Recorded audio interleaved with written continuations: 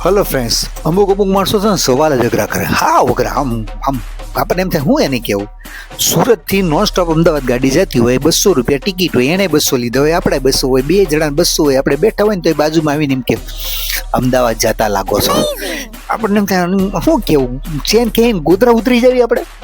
કેવા સવાલ પૂછે. પછી બીજા અમુક હોય ને તો આપણને ખબર હોય કે તાવ આવે છે, બિચારાને દાખલ કર્યો છે, 2 દીથી ખાટલામાં પડ્યો છે, ન્યાય બાજુમાં જઈને પડે. માંદા પડ્યા લાગો છો. કે હું એને મામાને ઘર છે યાર, આરામ કરવા ગયો છે. માંદો પડ્યો બિચારો, હેરાન થઈ ગયો છે, 3 દીથી હેરાન છે. માંડ હવે રજા આપે તો સારું. અમુક મોટા હોય ને સવારની પર ડોગી લઈને નીકળે.